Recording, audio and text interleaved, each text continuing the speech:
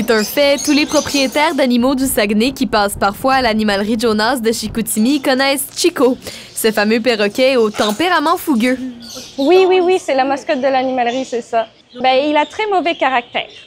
Ça reste un perroquet, là, on sait que les grands oiseaux, ils ont tous leur caractère. Lui, c'est un mauvais caractère.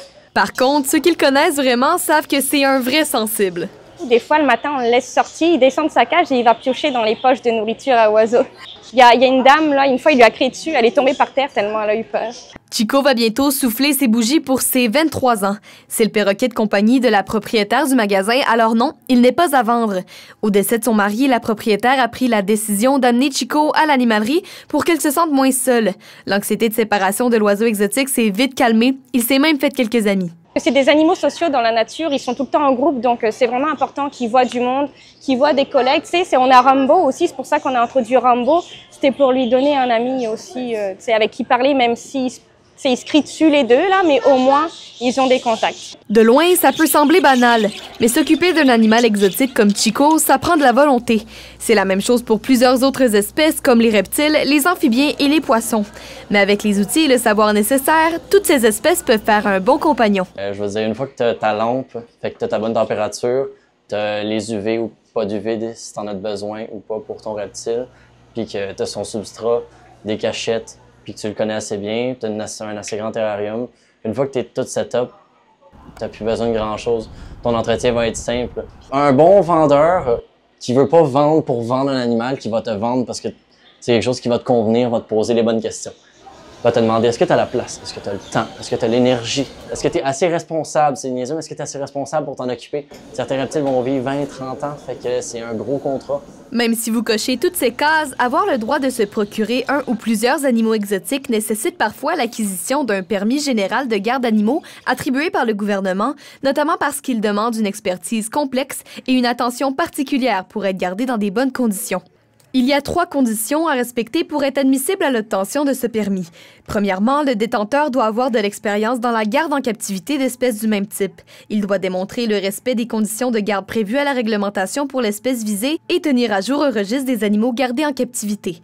Ce permis n'autorise pas la garde d'espèces à risque élevé comme les grands félins ou les serpents venimeux, donc malheureusement, vous ne pourrez pas vous procurer un tigre de compagnie. Au Canada, je sais que tout ce qui est venimeux est interdit, sauf sous permis. Fait que tout ce qui va être biologiste, tous ceux qui ont des permis plus avancés, comme les zoos, des fois, on pourra avoir des animaux venimeux, mais c'est très rare en général, puis très compliqué à avoir parce que c'est venimeux, généralement mortel.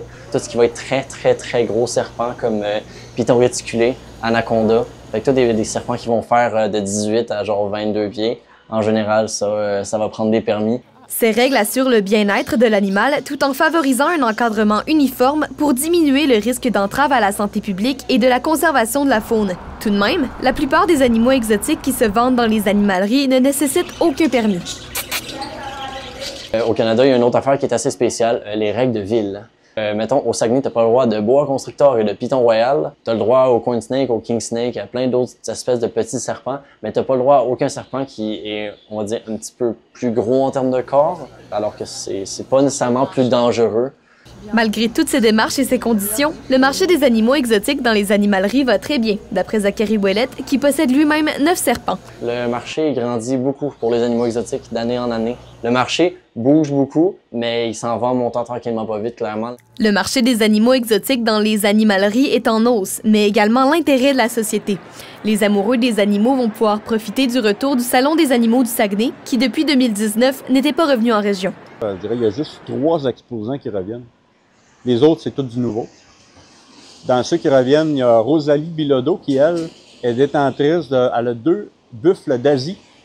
Alors, les buffles d'Asie, pour donner une idée, là, c'est gros comme une voiture. Les gens présents vont pouvoir s'attendre à une programmation variée pour l'édition 2025 qui se passera du 19 au 20 avril prochain au Vieux-Port de Chicoutimi. Un reportage de Sophia Lépine pour La Pige.